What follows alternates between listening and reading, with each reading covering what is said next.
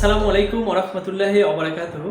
Health ambassador doctor সবুজ আপনাদের সবাইকে স্বাগত জানাচ্ছি আমার আরেকটি নতুন ভিডিওতে। আশা করি মহান রাব্বুল আলামিন আপনাদের প্রত্যেককে ভালো রেখেছেন এবং সুস্থ রেখেছেন। ভিউয়ার্স, আমার গত ভিডিওতে আমি দেখিয়েছিলাম এখানকার একজন হোমিওপ্যাথিক চিকিৎসক ছোট্ট একটি শিশুর সামান্য কিছু সমস্যার জন্য একই সাথে 6টি মেডিসিন প্রেসক্রাইব করেছিলেন। সেই 6টি মেডিসিন ছিল আর্সেনিক অ্যাল্প, রাস্টক্স, চায়না, ইপিকাক, নাক্সভম এবং সিনা। এই 6টি মেডিসিনের মধ্যে একমাত্র রাস্টক্স বাদে বাকি যে 5টি মেডিসিন ছিল, এই 5টি মেডিসিনের প্রত্যেকটি একটি আরেকটির অ্যান্টিডোট, অর্থাৎ একটি ঔষধের ক্রিয়া আরেকটি ঔষধ নষ্ট করে দেয়। তাহলে এ থেকে স্পষ্টই বোঝা যাচ্ছে ওই চিকিৎসকের হোমিওপ্যাথিক ঔষধের যে পরস্পরের যে সম্পর্ক রয়েছে, সেই সম্পর্কের বিষয়ে তার নলেজ না থাকার কারণেই কিন্তু তিনি এই ধরনের একটি রং প্রেসক্রিপশন করেছেন। আর এতে আলটিমেটলি যা হয়, রোগীর একেবারেই কোনো উপকার হয় না, বরং রোগীর জটিলতা আরও বেড়ে যায়। এবং এই রোগীর ক্ষেত্রেও ঠিক তাই হয়েছিল। 4 থেকে 5 দিন সেই প্রেসক্রিপশনে ওষুধ খাওয়ার পরে আবার একই সমস্যা নিয়ে এই রোগীটি আমার কাছে এসেছিল। তো আপনারা যারা নবীন চিকিৎসক রয়েছেন এবং যারা হোমিওপ্যাথি নিয়ে পড়াশোনা করছেন, তাদের জন্যই আমার আজকের ভিডিওটি। কারণ আপনারা জাতির ভবিষ্যৎ, আপনারা ভবিষ্যৎ চিকিৎসক, আপনারা যাতে এই ধরনের ভুল না করেন, সেজন্য হোমিওপ্যাথিক ঔষধের প্রত্যেকের যে পরস্পরের যে সম্পর্ক রয়েছে, সেই সম্পর্কগুলো সম্পর্কে আপনাদের একটি ক্লিয়ার ধারণা দেওয়ার জন্যই আমার আজকের ভিডিওটি। সো প্রিয় বন্ধুরা, আপনারা আমার আজকের ভিডিওটি প্রথম থেকে শেষ পর্যন্ত খুব ভালোভাবে মনোযোগ সহকারে দেখে নিন, কারণ আজকের ভিডিওর প্রত্যেকটি শব্দ, প্রত্যেকটি লাইন, প্রত্যেকটি বিষয় আপনার সারা জীবন কাজে লাগবে।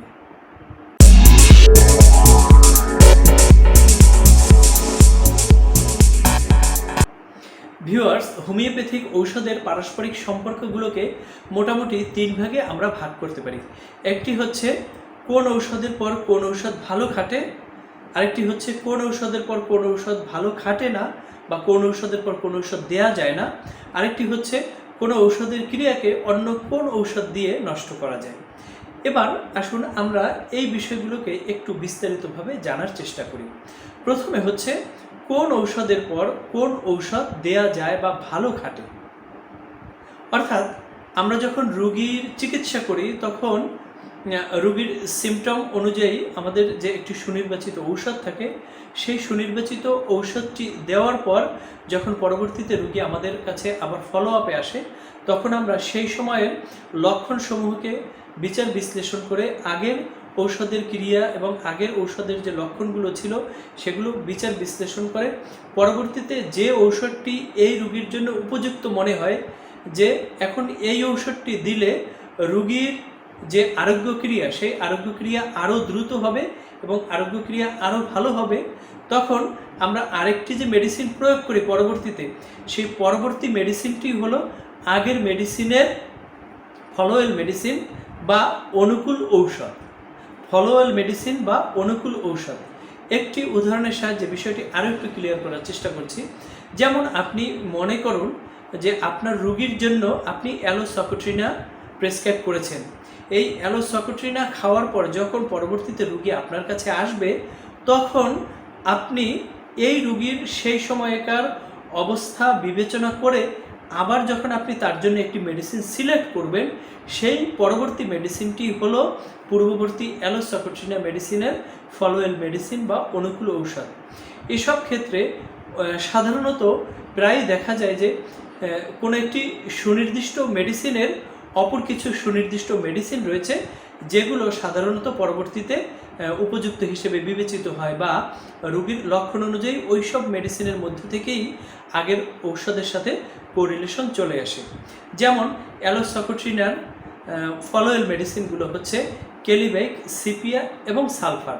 অর্থাৎ অ্যালোসকোট্রিনা দেওয়ার পর পরবর্তীতে সাধারণত দেখা যায় যে রোগীর লক্ষণগুলো এই যে মেডিসিন 3টি বললাম, কেলিব্যাক, সিপিয়া এবং সালফার, এর মধ্যেই কোনো একটি ঔষধ হয়ে যায়।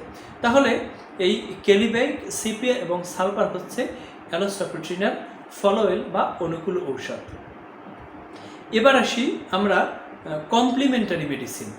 কমপ্লিমেন্টারি মেডিসিন বা অনুপূরক ঔষধ।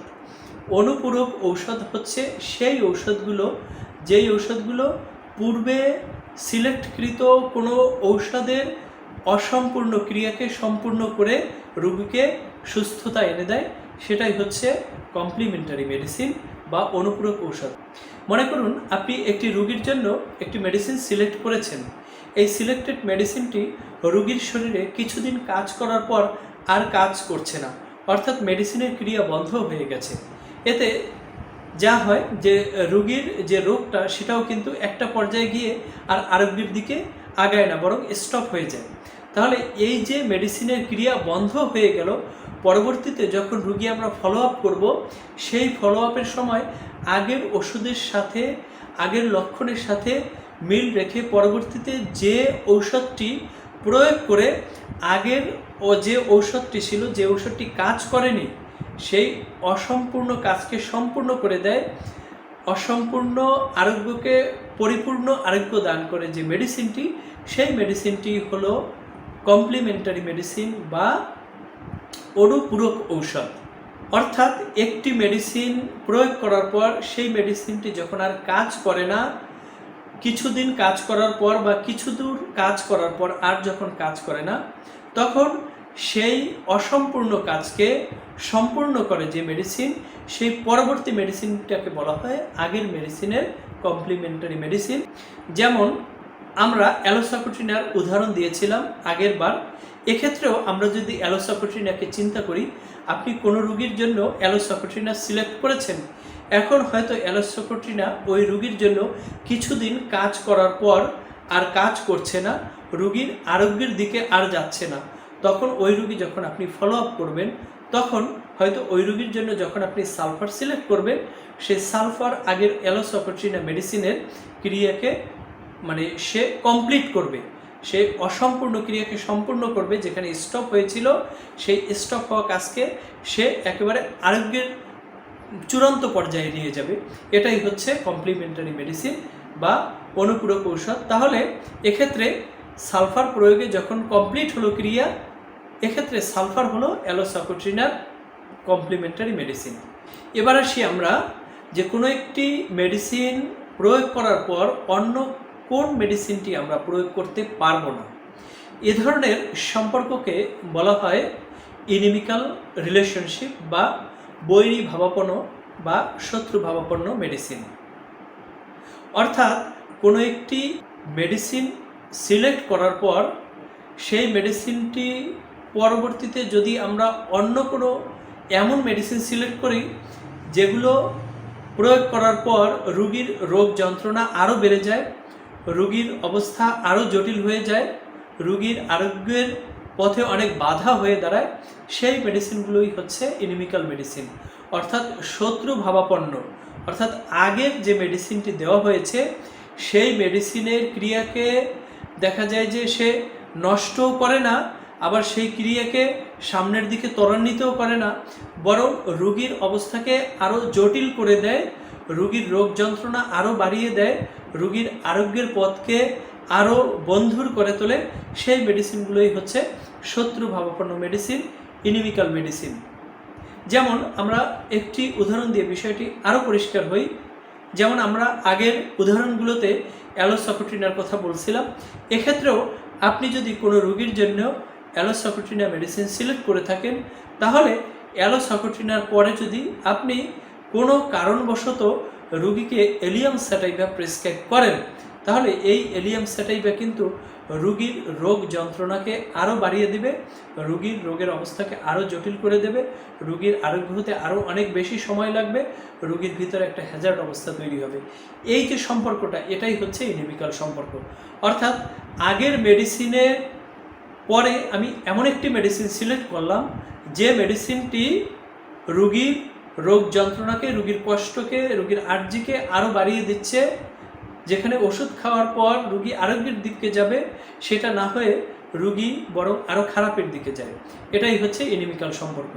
তাহলে আমরা যদি অ্যালোসাকুটিনার পরে এলিয়াম স্যাটাইভা প্রেসক্রাইব করি, তাহলে রোগীর অবস্থা খারাপ হয়ে যাবে। আর এই যে সম্পর্কটা, এটাই হচ্ছে ইনিমিক্যাল রিলেশনশিপ বা শত্রু ভাবাপন্ন বৈরী ভাবাপন্ন সম্পর্ক। এক্ষেত্রে এলিয়াম স্যাটাইভা হচ্ছে অ্যালোসাকুটিনার ইনিমিক্যাল মেডিসিন।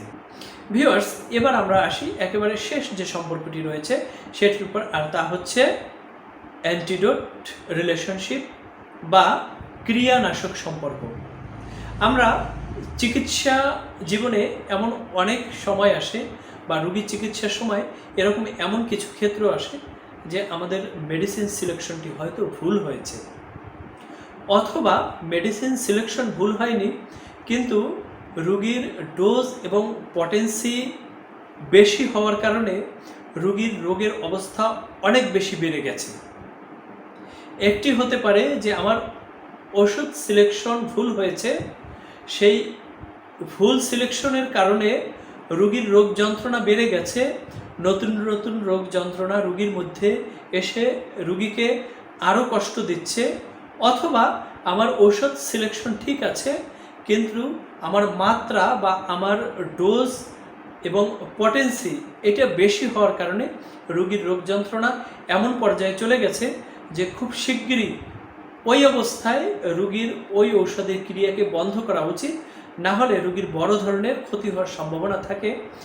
এই ধরনের যে সম্পর্কটি রয়েছে যে আমরা তাহলে ওই মেডিসিনের ক্রিয়াকে তৎক্ষণাৎ বা খুব অল্প সময়ের মধ্যে কোন ঔষধ দ্বারা নষ্ট করতে পারি, সেই ঔষধটি হচ্ছে আগের ঔষধের অ্যান্টিডোট ঔষধ। অর্থাৎ কোনো একটি রোগীকে ঔষধ প্রেসক্রাইব করার পর যদি আমাদের ঔষধ সিলেকশনের ত্রুটির কারণে বা ডোজ এবং পটেন্সির ত্রুটির কারণে রোগীর রোগ যন্ত্রণা বেড়ে যায়, নতুন নতুন রোগ কষ্ট এসে রোগীর শরীরে দেখা দেয়, যার ফলে রোগীর প্রাণনাশের হুমকি থাকে, অথবা রোগ যন্ত্রণা এমন পর্যায়ে চলে যায় যে রোগী সহ্য করতে পারছে না, বড় ধরনের কোনো বিপদ হয়ে যেতে পারে, তখন সেই আগের সুনির্বাচিত ঔষধের ক্রিয়াকে আমরা পরবর্তীতে যে ঔষধ দ্বারা নষ্ট করব সেই পরবর্তী ঔষধটাই হচ্ছে আগের ঔষধের অ্যান্টিডোট ঔষধ। আমরা বিষয়টি একটি উদাহরণের মাধ্যমে আরও ক্লিয়ার হওয়ার চেষ্টা করছি। আগের উদাহরণগুলোতে আমরা অ্যালোসাইকোট্রিনের কথা বলেছিলাম, এক্ষেত্রেও আমরা অ্যালোসাইকোট্রিনের কথাই বলছি। মনে করুন আপনি আপনার কোনো এক রোগীর জন্য অ্যালোসাইকোট্রিনা সিলেক্ট করেছেন, কিন্তু আপনার হয় সিলেকশন ভুল হয়েছে, না হয় ডোজ এবং পটেন্সির ভুলের কারণে রোগীর কঠিন অবস্থা হয়ে দাঁড়িয়েছে। তখন আপনাকে অতি দ্রুত এই অ্যালোসাইকোট্রিনের ক্রিয়াকে বন্ধ করতে হবে, অ্যালোসাইকোট্রিনের ক্রিয়াকে নষ্ট করতে হবে। আর সেজন্য আপনি যে মেডিসিনটি ব্যবহার করবেন সেই মেডিসিনটি হবে অ্যালোসাইকোট্রিনার অ্যান্টিডোট মেডিসিন। এক্ষেত্রে আপনি অ্যালোসাইকোট্রিনার ক্রিয়াকে নষ্ট করার জন্য ক্যাম্ফর, নাক্সভম এবং লাইকো এর যে কোনো একটি প্রয়োগ করতে পারেন। তবে এক্ষেত্রেও কথা হচ্ছে আপনি যখনই কোনো মেডিসিন সিলেক্ট করবেন সেই সিলেকশনও অবশ্যই রোগীর সাইন সিমটম অনুযায়ী হতে হবে। এমন নয় যে এখানে অ্যালোসাইকোট্রিনার অ্যান্টিডোটের কথা বললাম, ক্যাম্ফর, লাইকো এবং নাক্সভম, আপনি এর মধ্যে যে কোনো একটা উঠিয়ে রোগীকে দিয়ে দিলেন না, তাহলে কিন্তু আপনার কাজ হবে না। সেক্ষেত্রেও আপনাকে অবশ্যই লক্ষণ মিলিয়েই সেই অ্যান্টিডোটও দিতে হবে। মোট কথা হচ্ছে হোমিওপ্যাথিক ঔষধের আপনি কমপ্লিমেন্টারি, ফলোওয়েল, ইনিমিক্যাল এবং অ্যান্টিডোট যে ঔষধই সিলেক্ট করেন না কেন সব কিছুই হতে হবে রোগীর লক্ষণের উপর নির্ভর করে। অর্থাৎ রোগীর লক্ষণে যদি অ্যালোসাইকোট্রিনার অ্যান্টিডোট লাইকো না আসে তাহলে লাইকো দিলে কোনো কাজ হবে না, যদি নাক্সভম না আসে তাহলে নাক্সভম দিলে কোনো কাজ হবে না, যদি সেক্ষেত্রে আপনার ক্যাম্ফর না আসে তাহলে ক্যাম্ফর দিলে কিন্তু অ্যালোসাইকোট্রিনার সেই ক্রিয়া নষ্ট হবে না। সুতরাং এক্ষেত্রেও শুধু এক্ষেত্রে নয়, সবগুলো ক্ষেত্রে, আগে যে কয়টি ক্ষেত্র বলেছি প্রত্যেক ক্ষেত্রেই হোমিওপ্যাথিক চিকিৎসা কমপ্লিমেন্টারি, ফলোওয়েল, ইনিমিক্যাল, অ্যান্টিডোট যাই বলি না কেন সব ক্ষেত্রে প্রধান নিয়ামক হচ্ছে লক্ষণ সাদৃশ্য। লক্ষণ সাদৃশ্যের উপর ভিত্তি করেই আমাদের ঔষধ সিলেকশন করতে হবে। তো ভিউয়ার্স, আশা করি আমার আজকের ভিডিওটি আপনাদের, বিশেষ করে যারা নবীন চিকিৎসক এবং হোমিওপ্যাথি নিয়ে যারা পড়াশোনা করছেন, ভবিষ্যৎ ডাক্তার হবেন, তাদের খুবই কাজে দিবে। এরকম আরও ভালো ভালো দরকারি ভিডিও যদি আপনারা পেতে চান তাহলে আমার চ্যানেলটি সাবস্ক্রাইব করে আমার সাথেই থাকুন। ভিউয়ার্স, ভিডিওর একেবারে শেষ পর্যায়ে চলে এসেছি। আজকে হোমিওপ্যাথিক মেডিসিনগুলোর মধ্যে যে সম্পর্ক রয়েছে সেই সম্পর্কগুলো নিয়ে মোটামুটি আপনাদের পরিপূর্ণ একটি ধারণা দেওয়ার চেষ্টা করলাম। আশা করি এই ভিডিওটি আপনাদের অনেক উপকারে আসবে। আর এই ধরনের মেডিসিন খুঁজে বের করা, কোনটি কমপ্লিমেন্টারি, কোনটি ফলোইং মেডিসিন, কোনটি অ্যান্টিডোট মেডিসিন, কোনটি ইনিমিক্যাল মেডিসিন, এটি একটি কষ্টসাধ্য ব্যাপার। কিন্তু এই কষ্টসাধ্য ব্যাপারগুলো কি বিভিন্ন সময়ে এই হোমিওপ্যাথিক চিকিৎসা বিজ্ঞানের সেই ইতিহাস থেকে এ পর্যন্ত বিভিন্ন সময়ে অনেক হোমিওপ্যাথিক মনীষীরা, অনেক বোদ্ধারা এগুলো নিয়ে কাজ করেছেন, আমাদের জন্য বিভিন্ন ধরনের বই, পুস্তক, পুস্তিকা এগুলো রেখে গেছেন। আমরা সেগুলো সংগ্রহ করে এই ইনিমিক্যাল, অ্যান্টিডোট, ফলোয়েল এগুলো কিন্তু খুব সহজেই আমরা পেতে পারি একেবারে হাতের কাছে। আমি আগামী ভিডিওতে এরকম একটি বই নিয়ে আপনাদের সামনে আলোচনা করব, যেই বইটিতে আপনারা একই জায়গায় অনুকূল, অনুপূরক, কার্য সম্পাদনকারী, ক্রিয়ানাশক অথবা ইনিমিক্যাল, ফলোয়েল, কমপ্লিমেন্টারি, অ্যান্টিডোট যাই বলি না কেন, সব সম্পর্ক, প্রত্যেকটা মেডিসিনের কার সাথে কী সম্পর্ক, এগুলো সুন্দর করে দেওয়া আছে। এমন একটি বই নিয়ে আপনাদের সাথে আলোচনা করব। পরবর্তী ভিডিও দেখার আমন্ত্রণ জানিয়ে আমার আজকের ভিডিওটি শেষ করছি। তবে যাওয়ার আগে আরও একবার বলছি, আপনারা যারা আমার চ্যানেলে নতুন তারা আমার চ্যানেলটি সাবস্ক্রাইব করে আমার সাথেই থাকুন। আর যারা ইতিমধ্যে সাবস্ক্রাইব করেছেন তাদের অসংখ্য ধন্যবাদ। খুব শীঘ্রই দেখা হবে সম্পূর্ণ নতুন ভিডিও নিয়ে। সে পর্যন্ত মহান রাব্বুল আলামিন আপনাদের প্রত্যেককে ভালো রাখুন এবং সুস্থ রাখুন, এই প্রত্যাশায় আজকের মতো শেষ করছি। আল্লাহ হাফেজ।